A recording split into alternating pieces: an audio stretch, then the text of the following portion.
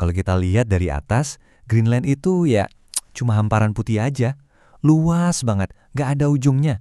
Kelihatan tenang, beku dan rasanya kayak terisolasi banget gitu ya dari dunia modern.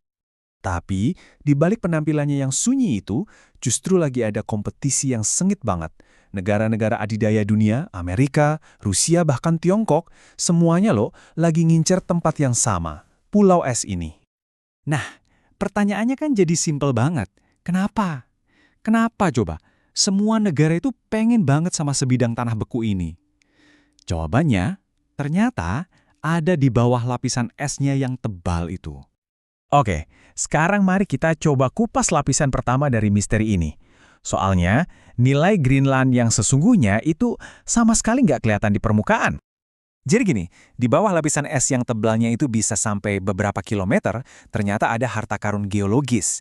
Dan ini bukan sembarang batu ya. Ini tuh mineral-mineral super penting yang jadi otak dari smartphone kita, mobil listrik, ya pokoknya seluruh ekonomi digital kita deh. Semuanya ada di sana tinggal nunggu diambil.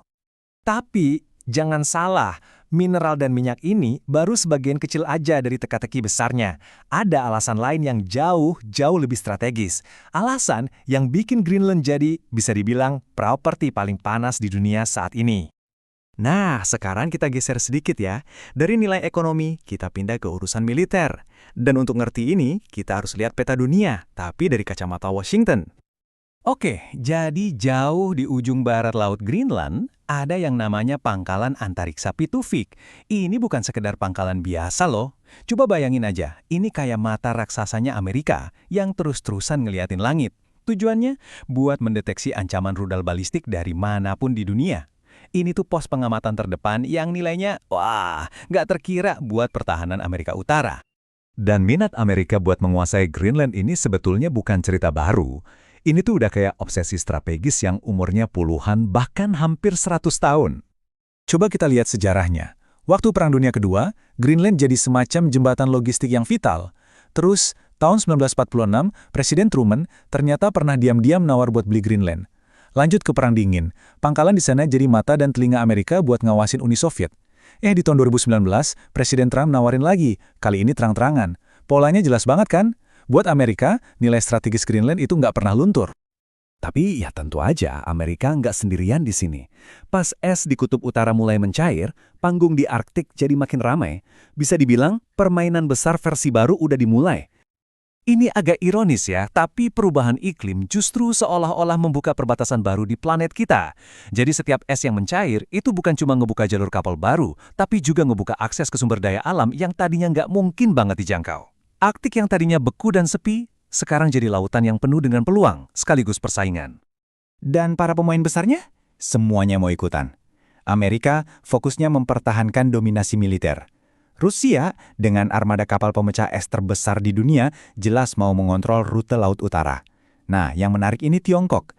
Mereka dengan cerdiknya menyebut diri mereka negara dekat Arktik dan lagi ngincer jalur dagang baru yang lebih cepat ke Eropa. Mereka nyebutnya jalur Sutra Kutub. Nah, di tengah semua manuver ini, Greenland itu jadi pusatnya. Jadi kayak pusat gravitasinya gitu.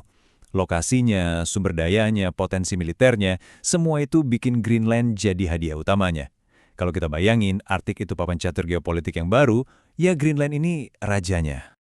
Tapi, di tengah semua hitung-hitungan strategis para negara besar ini, ada satu suara yang sering banget kita lupain.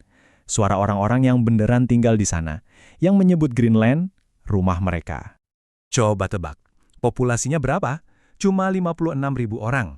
Bayangin, sebuah komunitas yang sekecil itu sekarang ada persis di tengah-tengah pertarungan raksasa-raksasa dunia. Dan disinilah inti masalahnya kan, buat para politisi di Washington, Moskow atau Beijing, Greenland itu ya cuma aset strategis di atas peta. Tapi buat masyarakat Inuit dan penduduk asli Greenland, ini bukan sekedar tanah, ini rumah. Ini tanah leluhur, ini budaya mereka, dan ini tentang masa depan anak cucu mereka. Jadi, seiring es di kutub yang terus mencair, ada satu pertanyaan besar yang juga ikut muncul ke permukaan. Pertanyaan ini bukan lagi soal geografi atau sumber daya alam, tapi soal kekuasaan. Siapa yang pada akhirnya akan memegang kendali? Siapa yang akan menulis babak baru dalam sejarah Greenland? Dan secara otomatis mengendalikan masa depan Arktik. Pertarungannya baru saja dimulai.